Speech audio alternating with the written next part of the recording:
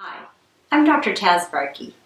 In my last two videos, I talked about high-risk HPV, how it causes cervical cancer, and things you can do to keep from getting HPV. Today, I'm going to teach you all about the Pap smear. And just to entice you to stay tuned, at the end of the video, I'm going to give you 3 tips to help you make the Pap smear a little less uncomfortable. So, the Pap smear is basically just a swab of cervical cells that is obtained after your doctor inserts a speculum into the vagina and gently opens it up. This part of the exam should only take about 10 to 30 seconds. Once the cells are obtained, the speculum is quickly removed and the cells are put into a little jar that contains a preservative, and the jar is then sent off to a laboratory. The technicians or doctors in the lab then take a look at the cells under a microscope to determine if any of them look abnormal. This can be an indicator of possible precancerous cells back on the cervix itself, and that's why the Pap smear is important.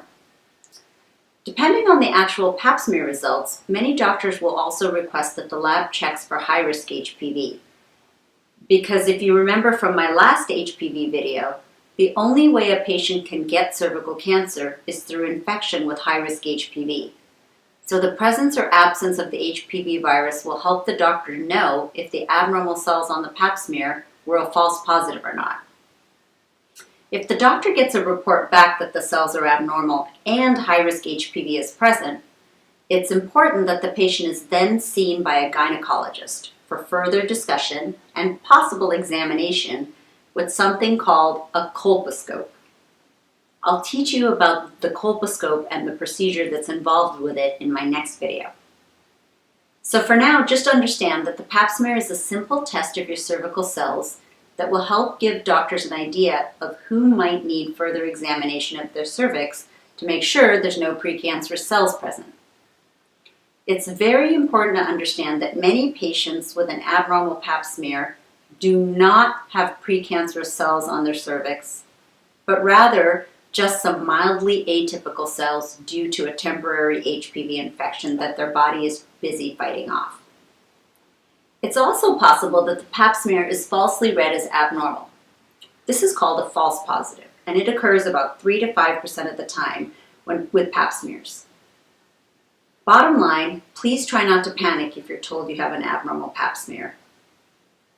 Most of these abnormal cells will resolve on their own, but if they don't, seeing your gynecologist regularly will help them to watch it and catch it before it progresses to cancer many years later. So now, the 3 tips I promised you to make the Pap smear an easier experience. 1. Tell your gynecologist that you're nervous and ask them to go slowly when inserting the speculum. I always touch the speculum to the outside of the patient's skin first so that they know I'm there.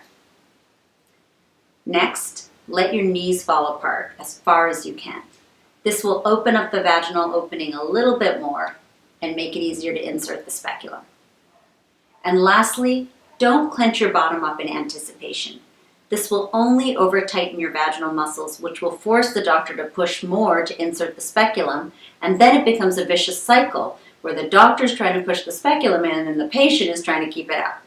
And you can imagine how that would make things uncomfortable. So my advice is to focus on relaxing the area as much as you can, and then things should go smoothly. Well, I think this is as much as I can share today on the Pap smear. As always, there's much more to be taught and learn about this subject, so ask your doctor if you have more questions. Thanks for tuning in, and don't forget to subscribe.